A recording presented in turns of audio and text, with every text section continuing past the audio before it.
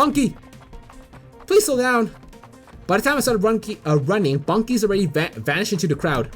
The village street splits across a few dozen junctions, and she could have taken any of them. Ha ha ha. I didn't want to make it far before I have to stop for breath. I'm not much of a sprinter. Usually I just go wherever the wind takes me. There's no way I can catch up with her now. Did I say something wrong? My head is still spinning from what just happened. All I did was ask her to try on a dress. Is she really that sensitive about how she looks? What's going on here? Where did Bunky go? I don't know. I asked her to put on an outfit, and she got really twitchy about it. And she was trying to tell me something, and she never came out to you. That's why she's been acting weird all day. How the hell did I miss it? How the hell did I miss it? Came out? What does that mean? Wait, what are you saying you know Bunky? Long story. I'll explain later. Right now, we need to get out of here and find her before. Sorry, but you two aren't going anywhere. That voice. Every yokai in Yokinsuke knows that voice. And usually it's the prelude to one hell of a beatdown. The Shrine Maiden. You two, you were hanging around the Gidontai pub earlier, weren't you? I got a report that yokai had been impersonating one of the staff members. Wait, that wasn't us.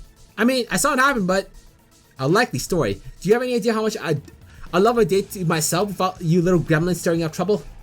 I shouldn't have even opened my mouth. Rainbow's method for solving incident is shoot first, ask questions never. In fact, she's already reaching for her ceiling talismans. This is a disaster. Bunky's missing.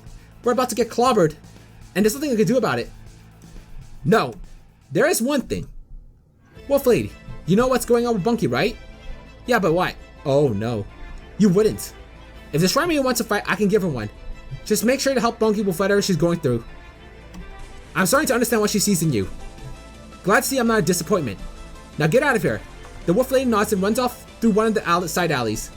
I'm left by myself to face on the Shrine Maiden. A situation every yokai in Gensoku has nightmares about. I didn't have you pegged as a self-sacrificing type. What can I say? I'm just full of surprises. 3 spell cards sound good to you?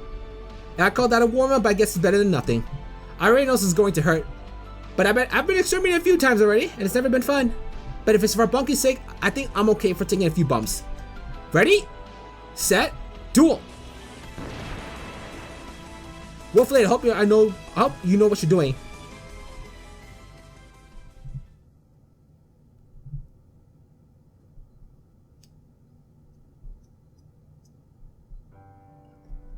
I didn't have a destination in mind when I started running. I just wanted to get away from the mess I made for myself. But I guess it makes sense that I find my way back here. This place is safe. Nature doesn't judge me. It won't turn on me for being myself. It's lonely, but sometimes loneliness is better than the alternative. God damn it. It's over. I fucked up. Everything was going fine, then I had to ruin it all in the last minute. Now Kokosawa thinks I'm some sort of maniac. I don't think I could talk to her anymore. That question is always going to be hanging in the air. Actually, maybe I should just avoid the village altogether. All that place has ever brought me is misery. There you are. I had a feeling I'd find you here. Kogo steps from behind the tree. The expression on her face is quite a bit intense. It's a far cry from her usual bombastic routine. Mind if I take a seat? I manage a half nod, and she lowers herself into the grass beside me. I can just make out the shape of her body beneath the flowing dress. It's just so much like mine, but she carries it with a confidence I could never have. A jolt of envy runs across my chest. So, you never told her? No. No, I didn't. Bunky, what the hell were you thinking? Bunky, and I assumed you'd have filled her in before you even suggested a date. Were you really planning on keeping her from her the whole time? I tried to tell her, I swear. I closed my eyes and I'm back there again. The parents screaming themselves hoarse in fury. The children cackling like rabid hyenas. The cruel promise of what would happen if I ever came back. I was scared, okay? All I could think about was how it feels she rejected me. I really like it. I didn't want to screw that up by saying something stupid. Huh. That turned out great, didn't it? I bet she never wants to speak to me again. And who could blame her? Bunky. Kogo wraps her arm around me, her hand pressing down on my shoulder. Her grip is tight but not overbearing.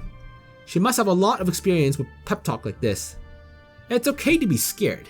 Heck, after what you went through, I'd be more surprised if you weren't. But that's what we're here for, remember? We?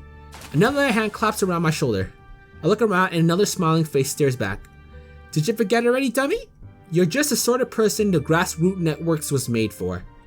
But we can't help if we don't know there's a problem. You need to stop bottling this stuff up, okay?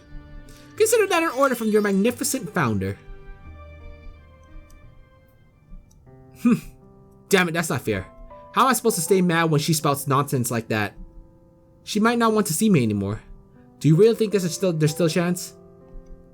Bunky, your girlfriend fought off the shrine maiden so I could find you. Would someone who didn't care about you do that sort of thing? The shrine maiden? Are you serious? It was a great fight, actually. Lots of pretty colors everywhere. But the outcome was, well, you can guess for yourself. That dumbass. Of course she'd take a chance like this to play the hero. Why are all my friends allergic to rational thoughts? Where is she now? She's touched down somewhere around the village school. From how tense the fight was, she's probably in no state to fly home. The school. It had to be there, wouldn't it? Sometimes reality has a messed up sense of humor. It's okay if you want us to leave it to us. You got a lot of bad memories there, so no. It's my fault Kokos got her to begin with. I want to be the one to get her out of this mess. And after that, I'll tell her the truth about me. Assuming you two are willing to help. Of course! That's what friends are for after all. The pair of them hug me tight and I can't help but feel warm in their embrace. They might be dumbasses, but I'll be damned if they aren't my dumbasses. By the way, Kagero, isn't this kind of like the one scene in the book you lent me?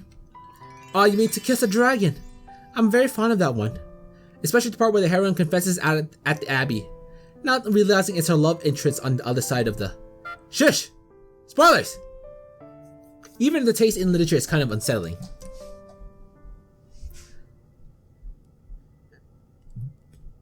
So, the good news is I'm not dead.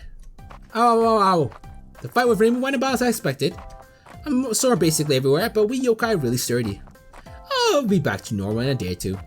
For now though, I won't be doing a lot of fighting. Or flying. Or running. Heck, even walking's pretty tough. Good thing Mr. Brawley doubles as a crutch in emergencies. Most of the humans are still willing to ignore me. I'm clearly not in any state to cause trouble, and they figure getting exterminated is punishment enough. I wonder where Bunky is now.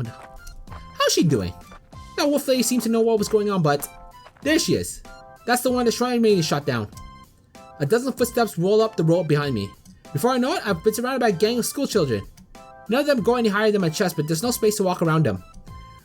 I knew she went down around here. Not so tough now, are you? Yeah!